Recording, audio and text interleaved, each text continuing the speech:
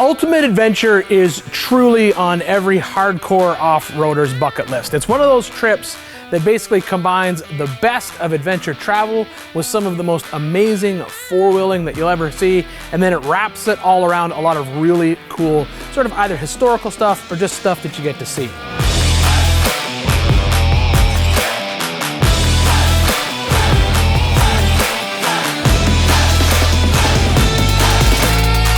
Now, this year, Rugged Ridge is the title sponsor, and they asked me to build them a Jeep for the trip. I told them, that's fine, I just have a couple of rules. I'm gonna build something that's hardcore off-road, and it's gotta be 100% custom, like no other vehicle ever. The only kicker is, I got 50 days to build this entire Jeep.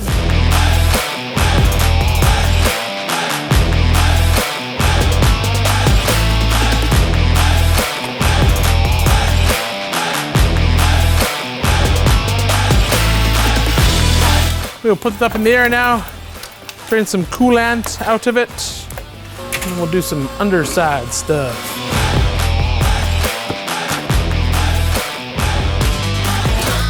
It's not that difficult to split the body from the chassis on the JK because when it's built at the factory, the entire chassis is assembled and then the body is dropped down on it. So you just basically have to disconnect everything that connects the body to the frame and you can pull it apart. The Jeep that we're starting with is actually pretty commonplace for what you'd expect to see from an off-road parts manufacturer. Now, this is a Rugged Ridge show Jeep.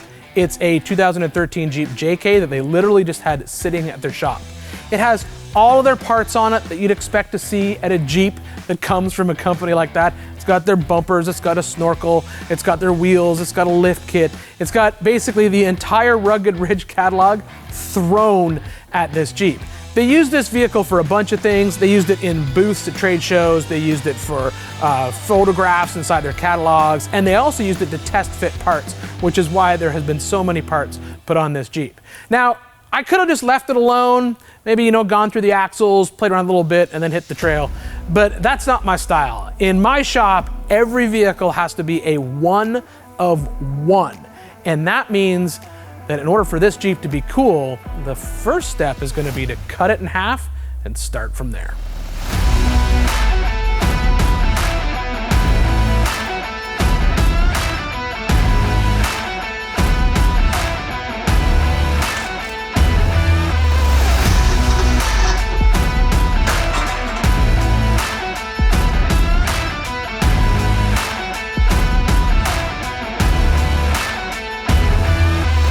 Before I ever cut through a frame like this, I like to add small little legs at all four corners.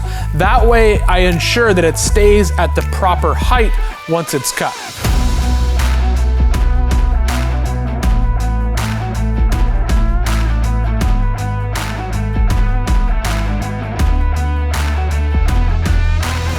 Day one on this Jeep was a success. Basically, body off the frame, everything cleaned up.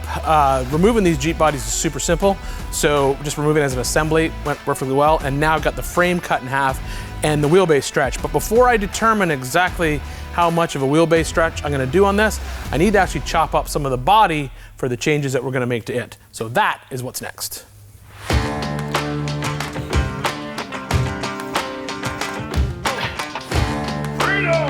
I'm gonna ditch the factory full-length hardtop and test fit a half cab kit that I got from Great Tops. Then I just have to rip out all the interior and then I'm gonna chop the roll cage and then cut the body in half. All the carpet.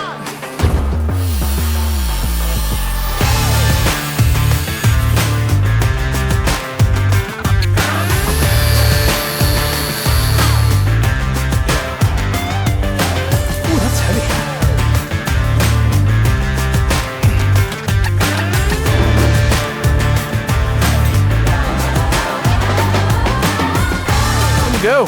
There's the start of our knockoff Gladiator truck. Now they have a saying at Ultimate Adventure, and that is that it's often imitated, never duplicated. Now, I've been on a bunch of trips similar to Ultimate Adventure, and that saying holds true because there is nothing quite like Ultimate Adventure. There's a whole team of people that put it together and plan it, but there's two key players in the game. That's Christian Hazel and Trent McGee. Basically, Christian goes in, plans out where he wants to go in the United States, and Trent goes in, plans out our route, and figures out where we're gonna go. When you're building something like this, the key to a one-of-a-kind custom vehicle all revolves around the proportions of the vehicle. So in this case, I knew I was gonna stretch the wheelbase, and I knew I was going to put a half cab kit on it and basically make it a 4-door pickup. But I didn't want to make it the same as a Gladiator because then why not just start with a Gladiator? I didn't want to make it just a JK with a half cab kit on it because then the bed is too short and it looks a little bit goofy. So the whole idea here is to just basically play around with the proportions. You can like stretch the wheelbase out a little bit, stretch the body out a little bit, have a look at it, fine tune it. Once it looks right, then we know it's gonna look good in the end. That's pretty much what I got right now. It's that. Because I got the top on there, I've cut that head, but my plan is to go That's like 14 inches. And I think that actually looks pretty darn good.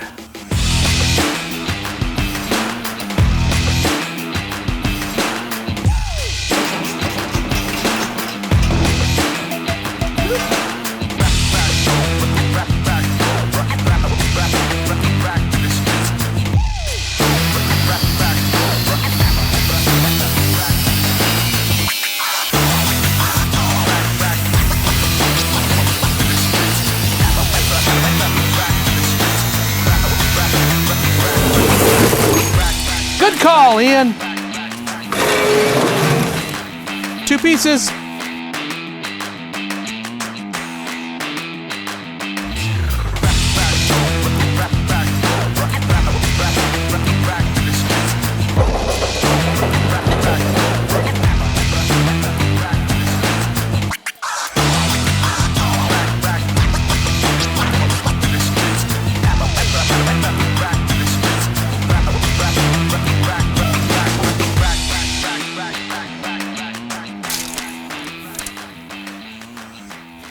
That's 14 inches right there.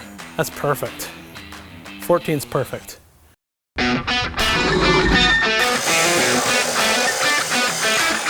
To stretch the frame, I'm using some 3x6 1/4-inch wall structural tubing. Now this has the exact same inside diameter as the factory frame extensions that Jeep uses to join the front and rear frame section together. It'll help align it and just lock it all in. I'm gonna cut a couple of different sized and shaped holes in this tubing. Couple reasons. Number one, it'll give it a factory look. And number two, it'll allow me to weld it along the length of the frame, and that will make it even stronger.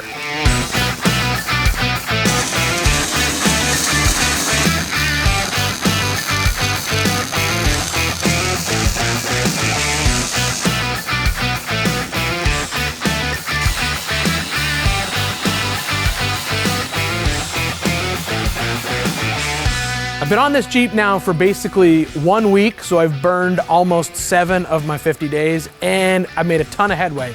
I think we've got everything locked down. We know what the wheelbase is gonna be, 130 inches. We know that the body looks proportional. I'm gonna stretch it 14 inches. This has been the biggest part of this job, honestly, is just planning this vehicle out. Now that I know what it's gonna look like, and I basically have the frame locked back together, next step is to start on some sheet metal work. But that is for another day.